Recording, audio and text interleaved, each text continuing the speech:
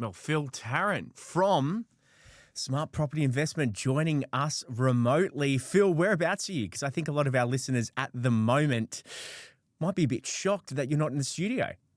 No, I'm sort of out and about at the moment. I've been traveling all week for work, so it's life on the road as a software guy, out and about. I've been down in Melbourne most of the week, just working through a whole bunch of events that we have on down there, and I was on a podcast while I was down there, so covering a lot of ground when it comes to property, and it's my job to report back for Property Buzz. So here we are. So what are we seeing on the ground at the moment, Phil? Oh, mate, Melbourne's stuffed. You speak to everyone. Markets, certain segments of the market's pretty hot down there. All those areas sort of running up to the cap for first home buyers for their 95%, but we're seeing that right across Australia. Are pretty hot, but as soon as those caps are hit, markets slow right down. So there's still a lot of angst in Victoria.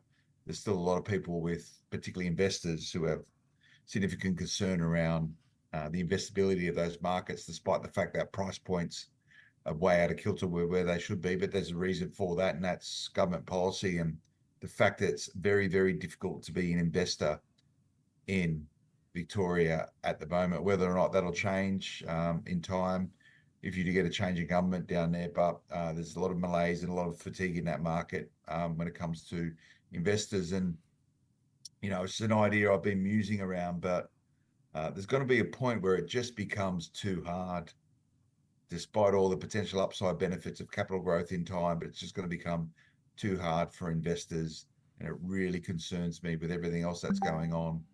If you stifle investment activity, if you hamstring property investors, you're not going to have enough rental stock in Australia to support those people that need to rent. There's got to be a dire situation as a result of it. So that's what I'm seeing down in Melbourne, a lot of property related stuff. I was down there for finance orientated events with mortgage brokers. They're still pretty bullish and ambitious. But yeah, out on the road for the week.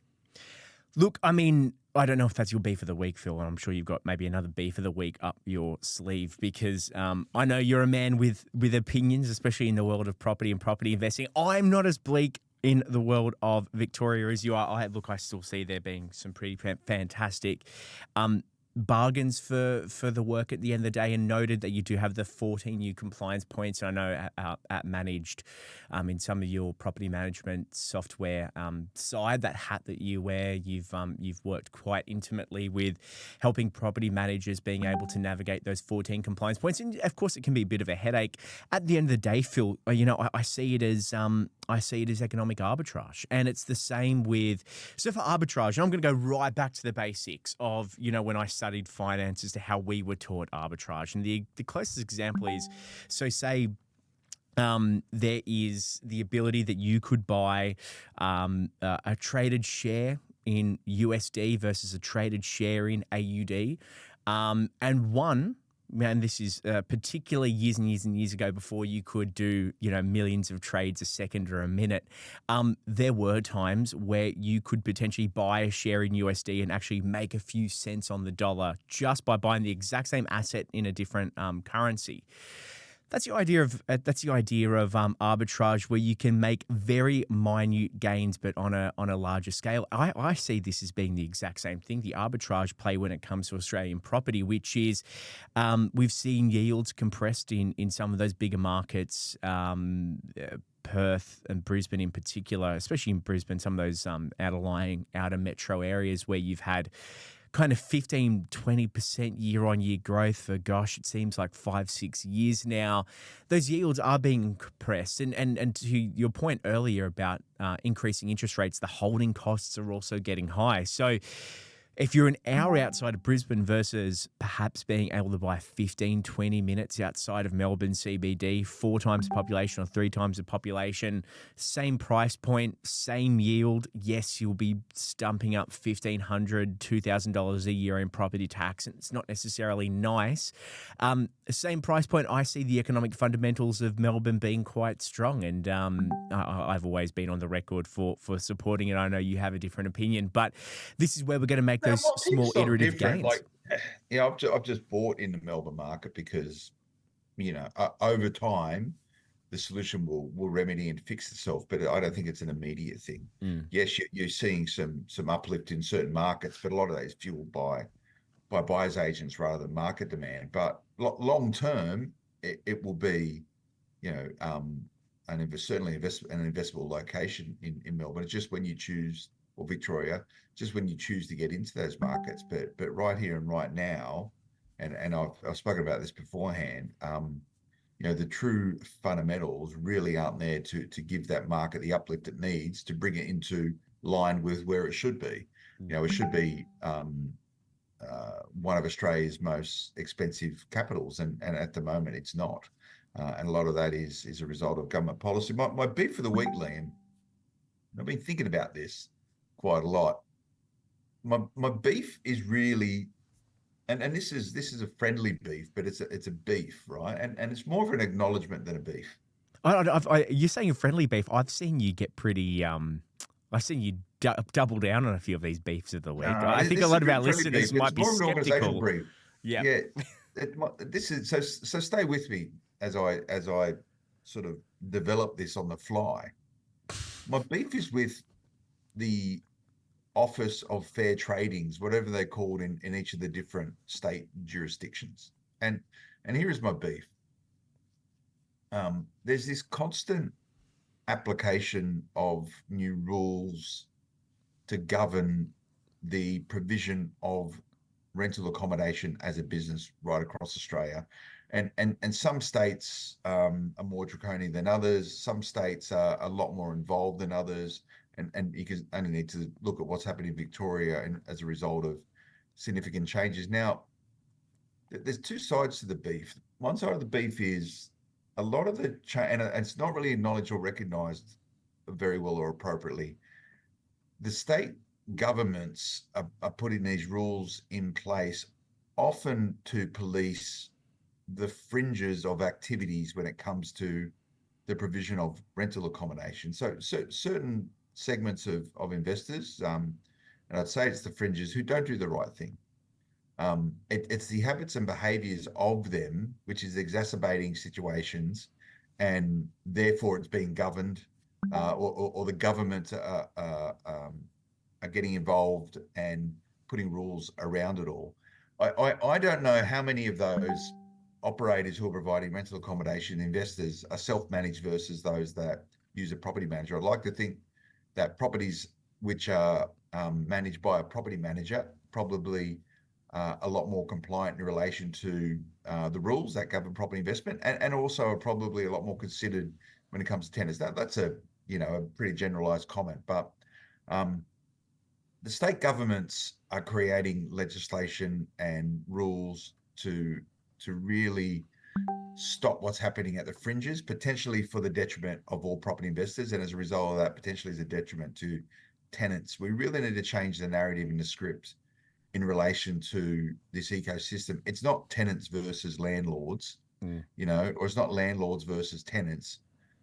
Landlords and tenants, or investors in tenants, or the providers of rental accommodation and tenants, are stuck at the hip. They're so intrinsically connected to line. However, my beef is that it feels as though certain aspects of the community, often militant aspects of the community, or certain community groups, propagate this idea of class war between landlords and tenants, and it's just not the case. So that's a big part of my beef, is that we really need to change the narrative around tenants versus landlords. That is not the case, and working with property managers right across Australia, I certainly don't see that. I Mm. certainly don't see that. They have a very tough job. They sit in the middle of it all. So that's one part of the beef, and it's an idea that I'm developing right now, that we've just got to stop and change the narrative around it. But you pick up the media, it's always tenants versus landlords. You pick up anything coming out of the government, typically it's framed by the media as tenants versus landlords. And you have these heavily funded tenant associations and tenant groups now who are really propagating a lot of these themes and these ideas, which is shaping the way in which a lot of people think about it. I don't think that's very useful Mm. to have these groups out there providing what I would often say misinformation and also disinformation to the markets to shape this narrative. So got to get on top of this in everyone's best interest to try and remove this idea that there is friction between tenants and landlords.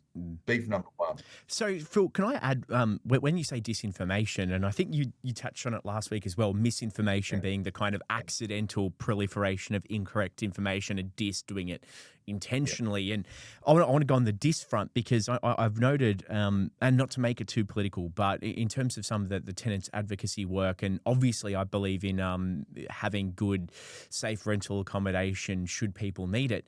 But seeing some of the work that I think it might be the Victorian Socialists and some of those groups have come out with in terms of the disinformation, saying that, this isn't a supply. Actually, no, it might not have been the Victorian Socialists. I think this was someone going around Marrickville, because in Marrickville, there's a whole heap of new apartments being built. Now, I look at this and I think from a city perspective, it's a fantastic place. You're 10, 15 minutes from the CBD. So what does that mean? There's jobs nearby, there's amenities, there's public transport, there's access to schools, there's access to hospitals. This is an area where you should be encouraging more supply coming on board, because at the end of the day, if you actually want affordability for tenants, if you want affordability for first home buyers, you just need more, and that's the way you're going to get on. And how this ties into disinformation is someone was walking around Marrickville, and I totally get the heritage argument, and it does break my heart whenever we knock down heritage, and I think that there's ways that we're going to have to marry heritage with new builds. But they came out and directly said this is not a supply issue. Australia does not have a supply issue. I mean, the data says very clearly otherwise in terms of population versus supply. There is a huge disconnect, and this is something that you and I spoke about last week, Phil, where the maths the maths is very clear on this, that there aren't enough homes. This is, in terms of that disinformation and creating that kind of class war element, that's it. Because, actually more supply would lead to you having access to cheaper rental accommodation or your first home at the end of the day. Yeah, and look, you're calling it what it is. People are trying to propagate this idea of class war. It's the haves and the have-nots. The reality is a third of Australians rent. That will probably remain that way because housing is expensive, and a lot of people cannot afford to buy housing.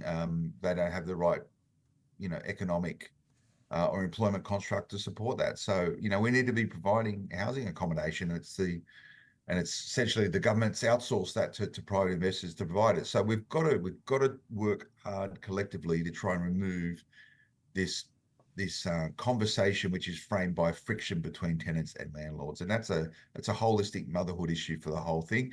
But back to the point, some of these tenant associations, weaponize this for their own purpose. They receive a lot of funding from the government, and they have the ear of government. So I think they're overrepresented in the decision making of government to look at how they go about creating this scaffold of rules that govern property investment. And it's a big issue.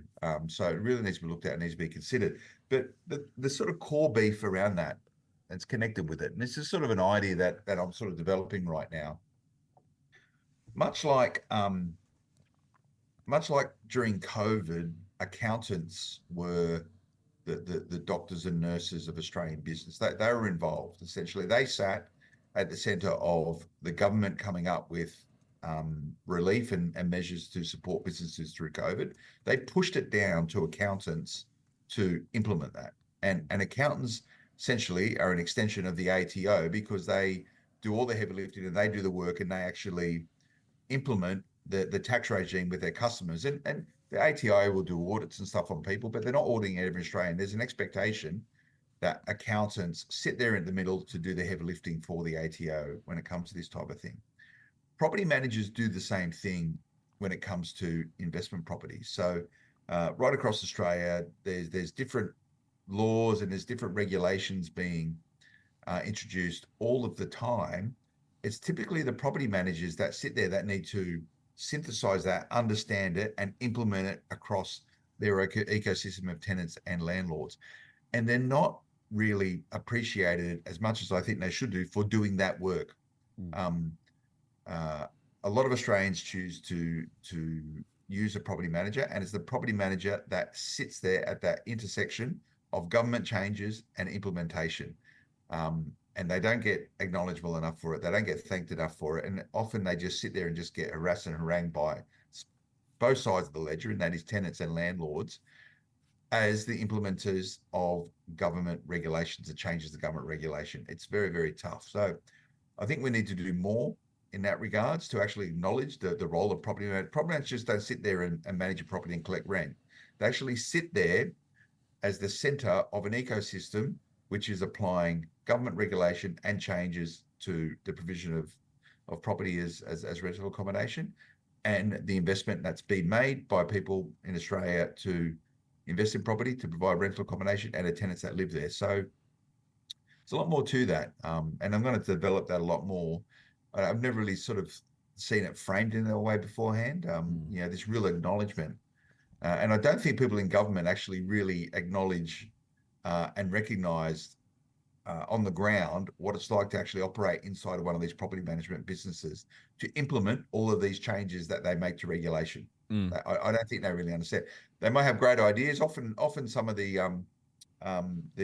advancements in property management, how investment properties are managed is good. There's some good stuff that's come through from the governments. Again, implementation, the practical aspect of it, sometimes quite hard. But a lot of the other stuff is very hard to implement and quite difficult for a lot of people to understand. So there should be more recognition of the great work that property managers do. So that's really my beef. It's sort of not just beef of the week, it's sort of ongoing beef. Maybe that's also what makes you proud to be an Australian, because of the hard work that property managers do. And look, Phil, I couldn't agree more. At the end of the day, I think I took this leaf from your book as well, viewing your property manager as an asset manager at the end of the day, because these are the people at the coalface who are looking after your bread and butter. And if you're like that 90-something% of Australians that have one investment property and that is your store of wealth, hey, these are the people that are making sure it's looked after and that your value, your nest egg isn't going south. And they're keeping you compliant, importantly. They're absolutely keeping you compliant. And I question those people that self-manage, how they keep across, to my earlier point, how do they keep across all of these requirements in relation to compliance and changes to how rent is, how leases are done and the length of those things.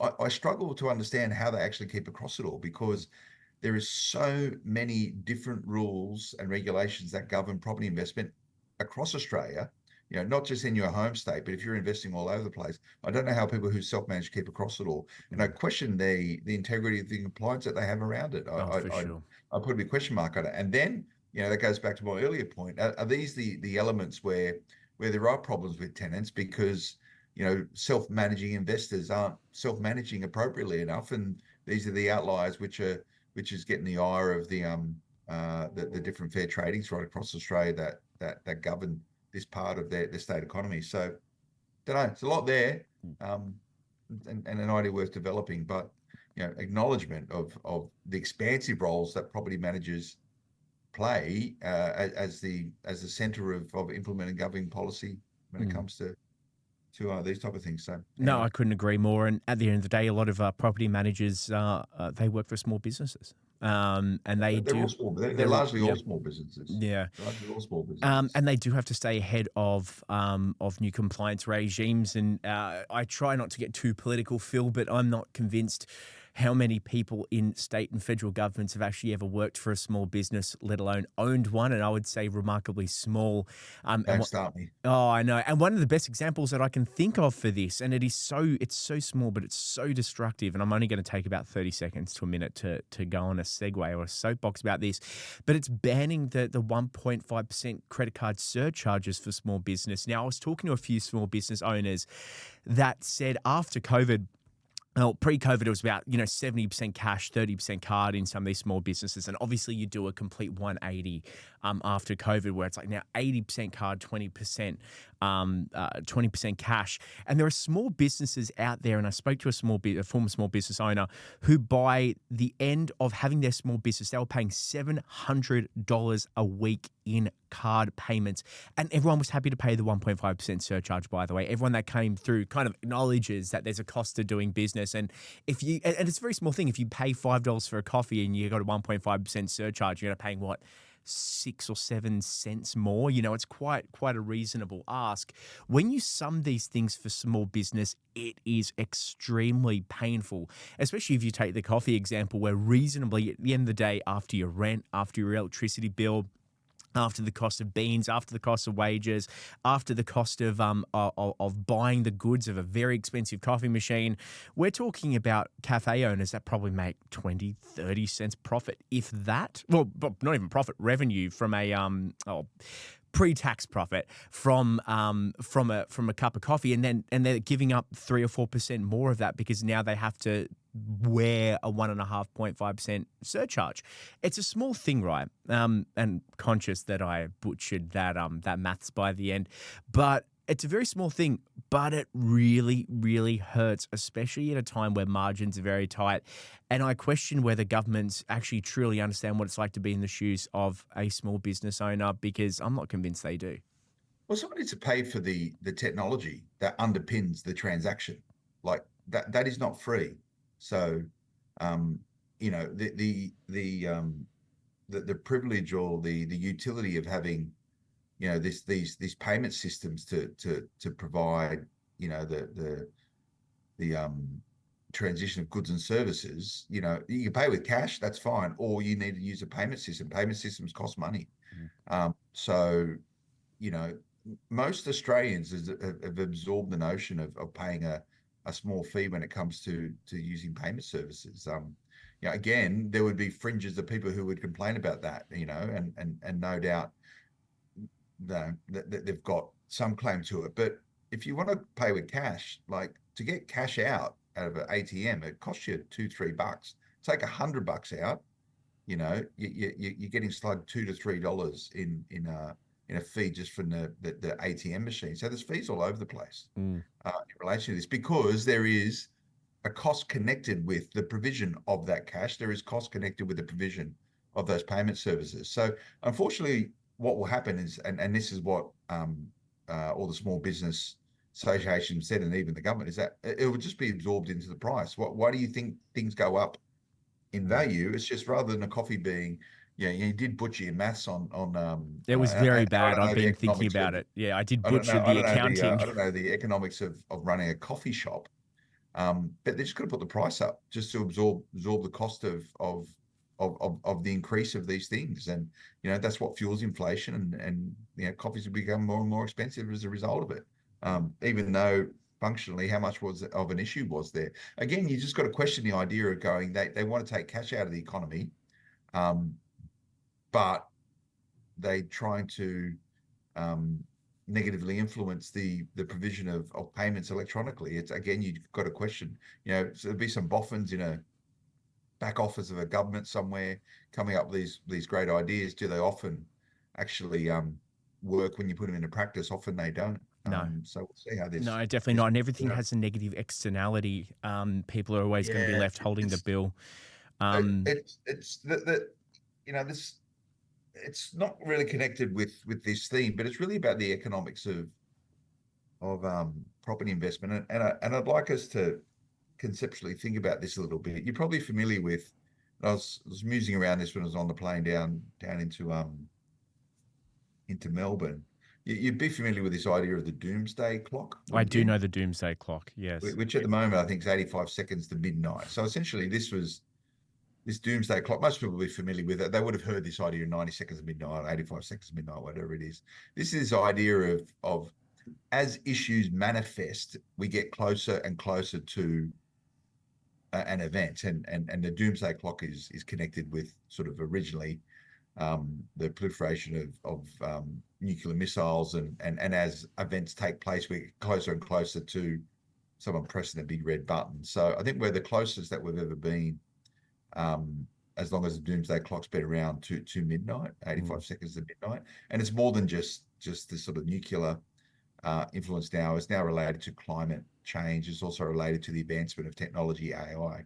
So we're moving closer to midnight. So as all of these things get layered constantly and becomes manifesting, we get closer to a negative event. And the doomsday clock is connected with the foreign nuclear missiles.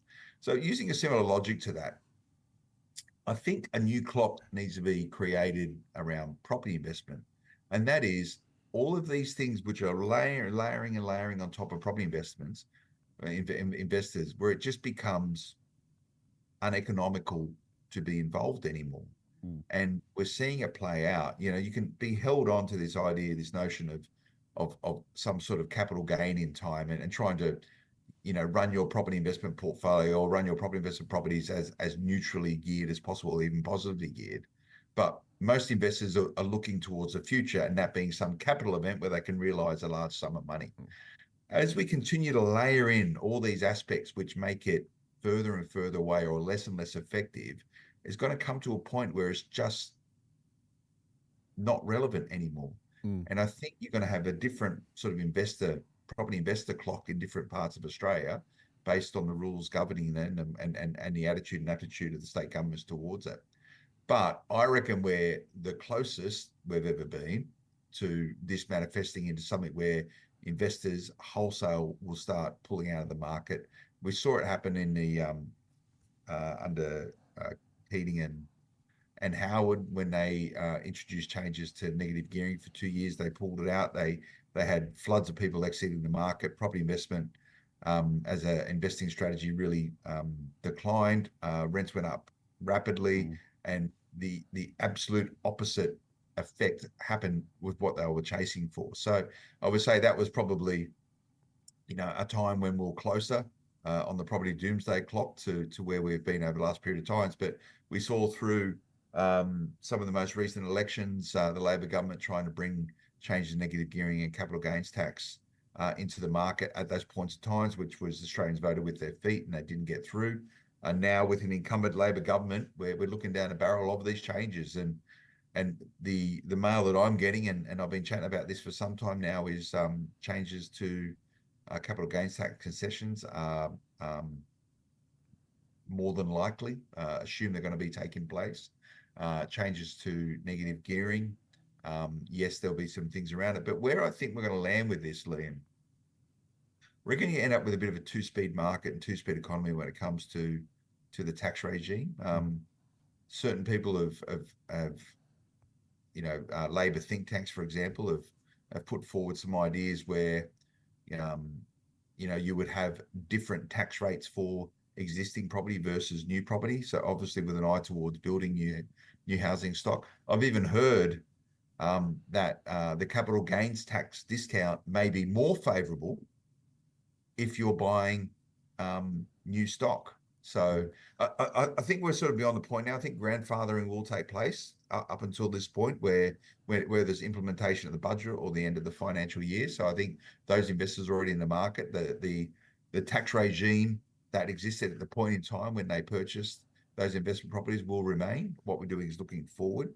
But I think you're going to see different policies for different type of housing. And, it wouldn't surprise me if the Treasurer stands up in May and says, yes, we're reducing the capital gains tax discount for existing properties moving forward. However, we're increasing it for people buying new build properties moving forward. Well, that's an interesting take, not one that I've heard. So are we expecting maybe a 50, 60% discount? Maybe. I've heard 70% thrown around. Wow. That's substantial. So obviously looking to the problem that is creating, how do you fix supply? You build more housing. So how do you help with the supply side of things? You create demand. That doesn't take into consideration the cost of development at the moment, but whether or not something will come in sync with this, with some incentives towards developers, which taxation experts that I think are pretty reasonable are saying the best way to resolve the affordability situation is to support developers with some tax breaks and fixing the economics of development. So on one hand, if you incentivize people to buy if you incentivize investors to buy new stock or build new stock, and running in parallel with that, you incentivize developers to make the economics of that more favorable. Phil, the BAs out there who are flogging off the planned properties must be having a field day in a few months. Then I'll be looking BAs forward don't to sell that. off to planned properties. Property marketers sell. Oh yes, of course. Sorry. Property marketers sell off the planned properties. Sorry, that brings me to another point. Another beef. Beef number 3. Well, it's more of an observation, but it's probably more of a cautionary tale for investors, but also those people involved in the real estate game. Real estate agents, for example, and we have a huge listener base of real estate agents to this, but it's more of a cautionary tale to property investors. And we're seeing this rapid growth proliferation of buyers agents right across the nation, people doing a 2-day course and coming out of the blocks and being a property expert. So the cautionary tale is this, and I'd like some feedback from people around this as well, particularly real estate agents. If you are using a buyer's agent, irrespective of who they are, and you've got to go through the due diligence of determining who is the right buyer's agent for you. If they are recommending you to invest in a particular location and they're going to give you all the reasons why you should be doing it, do your own homework. I'd be calling up real estate agents in those areas saying a couple of questions. What's the measure of market activity at the moment? Is there many people looking to buy? What sort of stuff are they looking to buy? And the important question is, of those inquiries that you've had, how many of them are direct or how many of them are through buyers agents? And I'd ask that question also, how many of them are investors and how many of them are owner occupiers?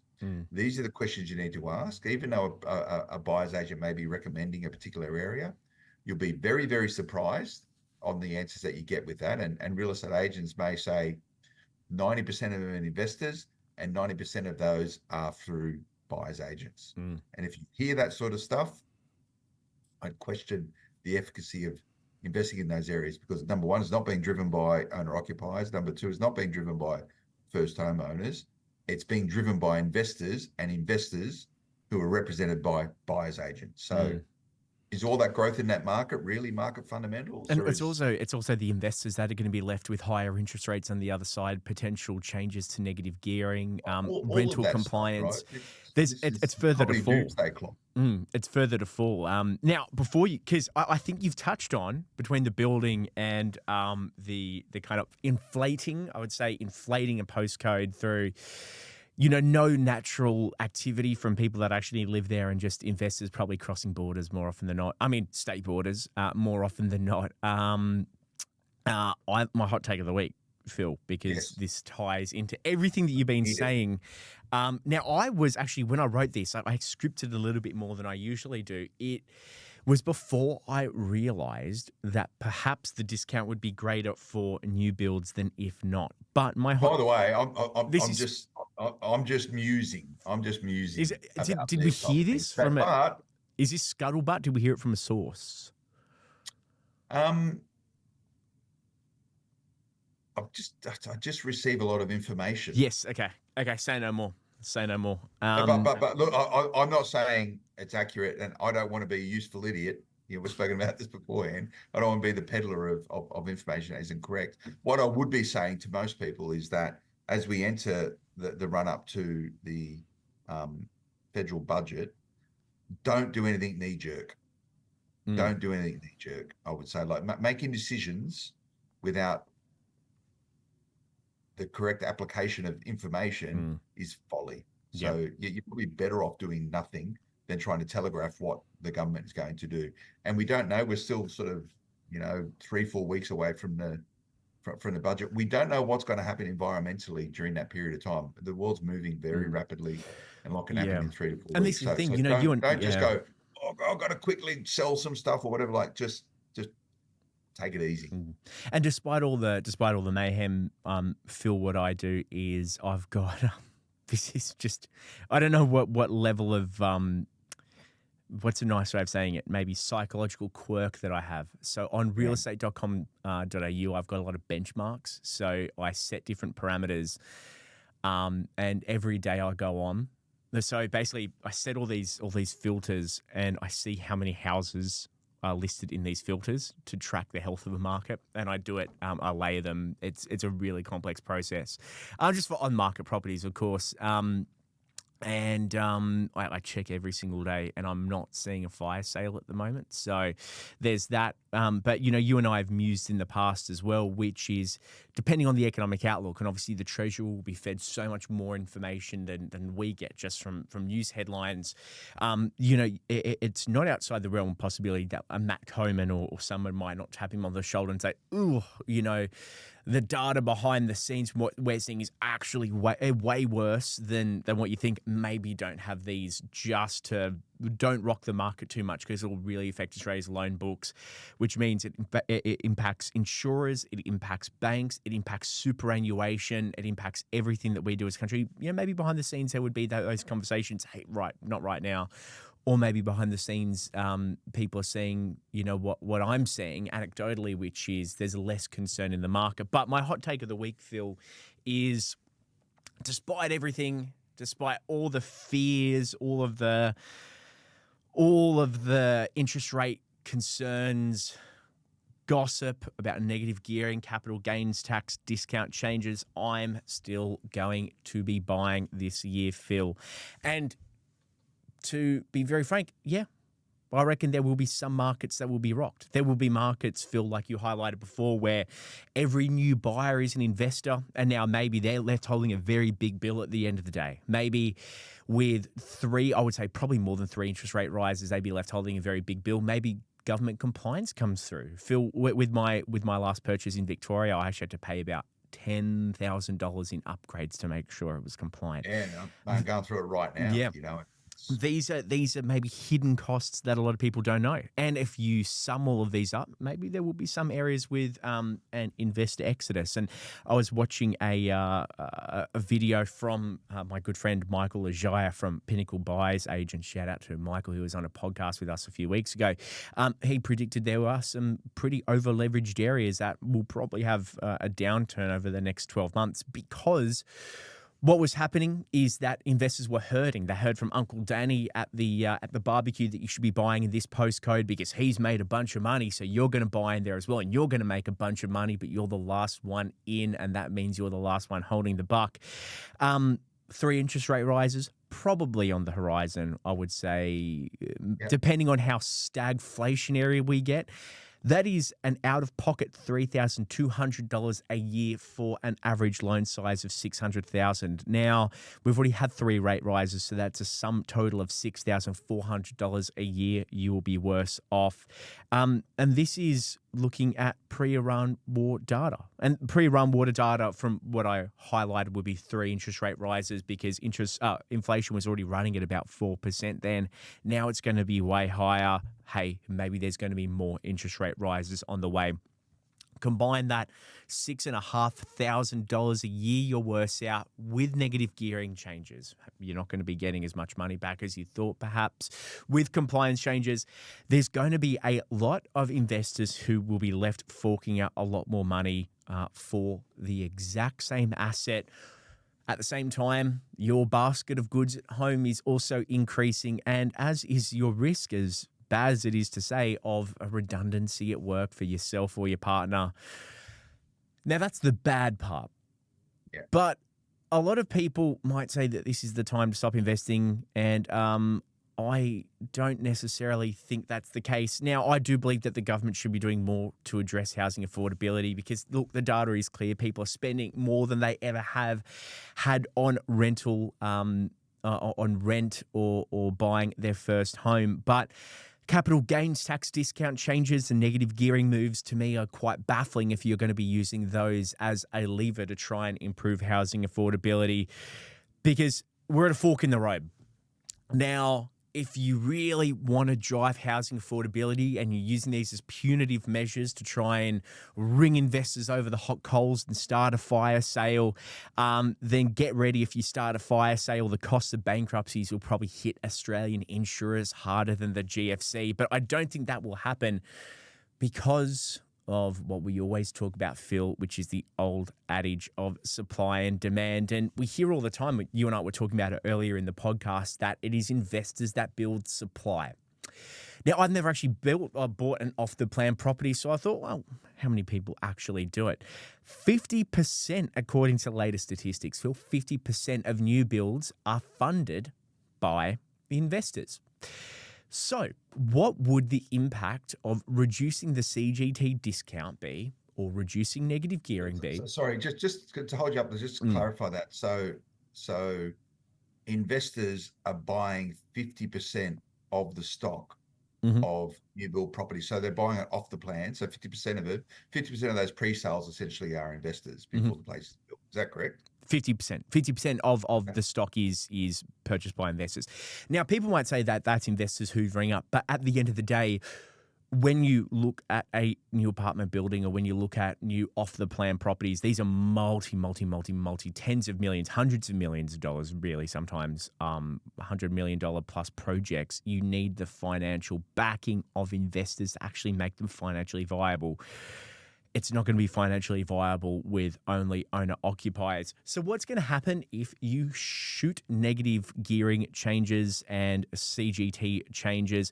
Well, then it's not outside of the realm of plausibility that you could potentially reduce supply up to 50%. Now, this is also at the same time as building costs have reached record highs. Phil, you and I have spent many podcasts talking about the price of PVC piping is going up 36%. We're seeing the price of the award rates. Award rates are going up for builders. And also the ability for people to finance new projects have gone up. If we're going to say with 6% interest rate rises, Phil, for people that are funding $100+ million building transactions through debt, that is tens and tens and tens of thousands of dollars a month more that they're going to be paying. So we're going to see supply reduce quite rapidly. And if you mess with the investor mix, it's going to reduce a lot more. Now, the number of new builds in Australia, it's actually pretty rough. I can't actually find any statistics on it, but there's a lot of estimates that it's in the mid to high 100,000 range.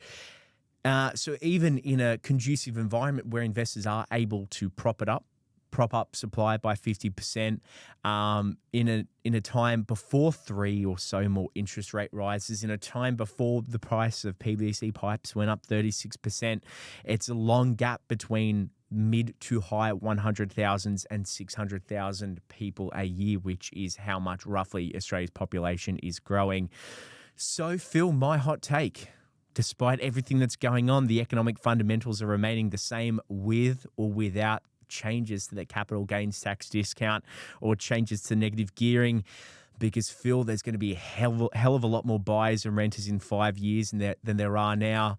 And with no new houses coming onto the market, even if you have one investment property, you've got an asset that will be worth way more than gold. There you go. That's my hot take of the week. Assuming that any changes at a federal level won't exacerbate the market at a sort of extreme level. Now, at a philosophical level, it sounds as though the federal government wants to make housing more affordable. Now, you look at that in isolation. What is the word affordable? Is that affordable today or affordable tomorrow? Now, let's assume it means more affordable today. That means properties need to be cheaper than what they are today to make them more affordable. So more contingent as a ratio of income, I would imagine. So let's just look at that for 1 second. So let's say that the government has got its magic wand out, and whatever it does on budget night or whatever else it puts into the system, i.e. disincentivizing investors on one hand and incentivizing developers on the other hand, to try and create more stock. So increasing supply, and let's imagine they get both things right. They increase supply rapidly to make development make more sense, and they decrease demand a lot by taking investors out of the market. The net result in that, yes, would be more affordable prices. Now, the question I ask is that how many Australians who have property, of which 70% of Australians either They live in their home, and they own it outright, or they have debt on it. 30% of Australians rent. So, do you think 70% of Australians, we're talking adult Australians here, do we really believe 70% of Australians would be happy for their properties to go down in value to an amount which makes it, inverted commas, more affordable? So, Vox Pop, would most Australians that own property be happy if their property went down in value between $100,000 and $500,000 to support this idea of affordability? No. Imagine most Australians would say no, thanks. Well, there's to jump in. Sorry, Phil. I mean, there's a few ways that you could look at it. A sinking ship, a sinking tide lowers all ships. Maybe we say a rising tide lifts. I mean, it's a lower tide. But now I want to highlight something you said earlier, which is worth less or more affordable tomorrow than it is today, which means worth less. 300,000 people, Phil, has taken up the 5% deposit scheme. So that means you're going to have 300,000 people in negative equity. It's the government that stumped up LMI. So probably quick maths, 300,000 people buying 500K houses. I don't know what's that going to be, like 1.5 billion or something. That's a very big liability for the Australian taxpayer. Now, imagine what would happen to the fundamentals of the Australian economy if CBA, let's pick CBA for example, if their loan book is now worth less than the assets that they've lent to. That would rock the foundations of the Australian economy. It'd be all over. That would make the GFC look like nothing. Yeah. This is the point. So do you think the 70% Australians who have exposure to the real estate would be happy being less wealthy as a result of this? I would say no. That's the immediate effect, right? These are people who are thinking about their future. They may owner-occupiers downsizing, putting their housing back in the market, beefing up their nest egg for a retirement, whatever that looks like. Good luck trying to get that through a federal election, messing with the rice bowl of Australians. And most Australians hold their wealth in real estate assets. So that's the immediate thing. But to your point, the second and third and fourth order impacts of that is that the debt doesn't change. The debt doesn't change. The value of the property may change, but the debt doesn't change. If it's a $500,000 loan today, it's going to be a $500,000 loan tomorrow, less maybe a bit of interest and principal paid over that period of time. If you change the value of the property, that can change, and that can change quite rapidly. But what happens when, to your point, you owe more on a property, so that you bought at a particular point in time at a market rate, which was the market rate, which hasn't been manipulated by anyone. It's the market rate. You end up like you did in America, where people just throw back the jingle mail, they used to call it, just give you the keys back. They had non-recourse borrowing, by the way, which is different. So all the banks are sitting there with a whole bunch of loans against asset that not worth what they are. So they start foreclosing property, selling it off cheaper than what they was purchased for, which will just erode the market even further.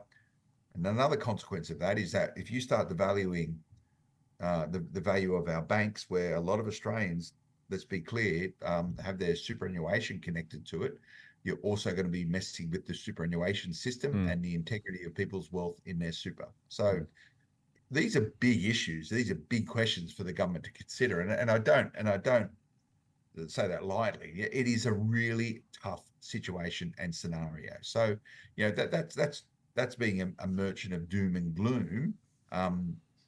Should you get this utopic idea of property becoming more affordable? Yeah, imagine if property was $100,000 cheaper at a median. Imagine instead of being in what is it in Sydney at the moment, is about $1.1 million is the median property in Sydney. Imagine if that was $800,000.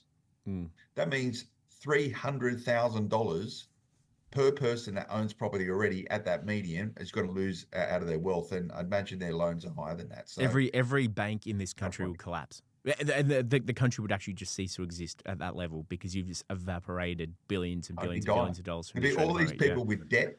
All these people with debt, what they're going to do is go, oh, okay, bankrupt. See you later. Anyway, reaction video. We've gone into that a bit too much, Liam. Well, actually, Phil, before we get onto the reaction video, there is one thing I want to highlight as well, which is something that you and I have been talking about quite a lot in terms of BAs. with some of the financial advice being offered. Yeah. Now, equity stripping, not a new thing. People have been doing it for years, but this is another layer of impact where, there could be quite a risk that if you followed advice to the T and equity stripped and not left yourself anything left over, you might be in maybe in a little bit of a pickle. Well, you just exacerbated your situation. It's just not one property that's going down in value. You've got 4 or 5 properties going down in value. Yeah, fun and games. And I'll tell you what, it's got to become pretty clear. All these buyers agents who have come out of the blocks and recommended all these properties, watch how quickly they disappear should that take place, and you just be woof, they're gone. And there is no, good luck trying to get a cent out of them. It's completely unregulated. And this will be the point, as I said before, there will be an inquiry around property investment advice in the not too distant future. No, I couldn't agree more. On Instagram, seeing some of the ads Reaction. of people. Yes, reaction. Okay, now I've got to make sure I've got the right video up. It is from our good friend Tom Panos. Okay. Oh, I've lost the video, Phil. Oh, Phil, I've lost it. I've got it. We're back. 5% home deposit scheme, which has allowed tens of thousands, I think hundreds of thousands of Australians to purchase their first home over the past few years. A lot of economists saying this is clearly having an impact on prices, and prices will go up, and it does nothing to assist the supply of housing, which is much more important than the demand in a lot of settings. What say you? Okay, so James, I agree 100% with that, and you were right when you went around the country and you were looking at the areas that have gone up. If you look at Sydney and Melbourne, they've been challenging markets in recent times, and I have to say to you, the one part of those markets that's strong is the lower price point. Yeah. And the reason why is that Albo and Chalmers have given everyone a paddle maybe 2 or 3 years before they should have been given a paddle to be bidding. And that was to help them get into the marketplace. But I've got to tell you what it's done, the unintended consequence, prices have gone up the most in the lowest price point. And meanwhile, on the supply side, you've heard off the back of what is going on in the Middle East that builders are warning that their costs are going up by tens of thousands, if not hundreds of thousands of dollars, because everything they need, not just fuel, but every little bit that goes into a house is coming from the other side of the world. Red flag, red flag, red flag here, because what we're seeing is one of the biggest building companies, I think it was Daycorp the other day, saying that they wanted some COVID-type relief because of what's going on. That's not a good sign. That's saying to us that these people are finding it hard, and that doesn't mean prices are going to actually come down. They're going to go up. We know that there's this term called rockets and feathers. When prices go up, they go up like a rocket. When they come down as a feather. And that's what's happening with building materials again. So I think supply is going to continue being an issue, James. And a lot of builders have gone broke over the past few years, and this is the last thing they need with everything else that we have discussed during this segment. I wouldn't be selling right now if you were... I think that's probably that's probably enough. Oh, look, it's spot on. And Tom's been doing some good commentary around this, as we have, and largely consistent. These are all additional factors. This idea of like, okay, how do you improve the economics from a tax point of view for developers to start creating more homes? Got to remember, we sit inside a supply chain which is globally orientated and globally contingent. These are all these external factors which are manifesting even more pressure on this whole sort of supply and demand equation. So it's a tough one. I was looking at this 300,000 people have subscribed into, new people have subscribed into this 5% deposit scheme since, I think, from like recently, right? Like, there was a 5% deposit scheme before the October last year. So October last year is when it became free for all. Anyone, I can't even remember, they're within very reasonable income limits could take it, right? Before it was capped. So I'm going to guess this includes the capped figures before all the way through to now. Yeah, so I think it's 300,000 in total. Yes. Yep. And then they sort of changed restrictions around it and took the caps out of it. And it's ratcheted up since those tweaks, 48,000 permanent residents have also been supported by the scheme. Mm-hmm. So this is a big question also you saw coming out of the opposition this week, saying, why are we providing these schemes to permanent residents? They're not even Australian residents. Australian citizens. Citizens, So, yeah. to leave that alone for the moment, but that's another question. So, this scheme, like when it was first introduced, it should have been, this is where it sort of lost its way. It should have been for the abnormal cases, the fringes. And I see the scheme here is provided, where's the numbers? I'm looking at the story on the advisor here. 6,000 single women with dependents have used the scheme. I think that's absolutely brilliant. Like, that's why schemes like this should exist. 6,000 single women with dependents use the scheme, and around half of all of the buyers accessing their guarantee are under 30. Like, this is okay. It's just because they've just made it wholesale and removed the caps and the handbrakes that's really manifested it. But it would be all okay in isolation. Yes, if you didn't have all these problems and challenges taking place, it would be okay in isolation. But the effect of it is, and Treasury modelling when it was first introduced would be 0.6% impact on that. You know what? Maybe Treasury might get this one right, because if you think about it, right, when the scheme was ratcheted up and expanded, it's lifted prices in those areas where the caps exist rapidly. I've seen some numbers like 10, 15, 20% growth in these areas, which are captured inside of the cap. So in Brisbane, for example, people are bidding rapidly up to $1 million, and then the bidding stops above the caps, right? So you're inflating that price point in those areas where you've got property at that level. Now, if this reverts, and all of these, and the outcome being is that a lot of people have overpaid for properties, reverts down to what the correct price would be, maybe after the 6 years or whatever Treasury modelling was connected to, there will only be a 0.6% increase in prices, as in it's gone up and it's come right back down.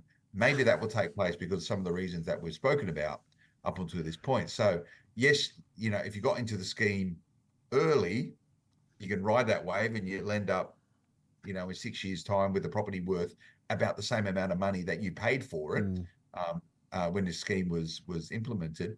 But for those younger Australians who are subscribing into the scheme, if they buy at the top of the market connected with these caps, and I think we're probably there already in a lot of these areas, because if the gate is $1 million in Brizzy, for example, that means they're not going to change the size of that. So they've just put a floor or a ceiling on properties for first-time buyers at $1 million. So everyone's buying at that $1 million, might come back 150 grand. That's probably a good case, and then that would probably reflect Treasury modelling of 0.6%. So all you're going to do is you're going to have a bunch of Australians, younger Australians, who are really under stress to pay for their mortgages. And guess what happens? A lot of those younger Australians, they're probably going to have two incomes. That's two Australians paying tax. And the Australian government at the moment is really looking for more tax income. So how do you do that? Well, you make a contingent that you have two people working in a family in order to pay for the property that you put them into on a big incentive. Don't want to be a cynic, but maybe there's something in it. Maybe there is. There is. Phil, I think we've pulled apart the world of real estate investing. I can't see any more questions that have come through. We've had a few questions, but I think we've kind of addressed most of them. Yeah, cool. Thank Awesome. you. Well, I'll let you sign off then, mate. Do you want me?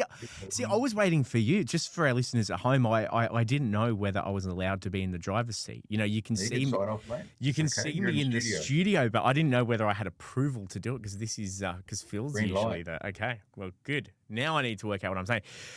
To everyone at home, thank you so much for joining us today. Now, if you do have any questions, do reach out, liam.garman at momentummedia.com.au, Garman, not MIN, not like the GPS or the watch. I'm a Garman, not a Garmin. If you do want to get involved in the conversation, if you have any feedback, if you just want to have a yarn, you can reach out to me via email or via Instagram. I'm always here to have a chat about property, and I know Phil is as well. So if maybe in the future, maybe not right now, because Phil and I are just having a great chat, but maybe in the future we'll open up Property Buzz to guests. We'll play it by ear, but that is all we have time for today on today's Property Buzz, and we'll be back at the same time next week, Friday morning at 9:30, and we'll see you then. But until then, I hope you have a good week, and bye-bye.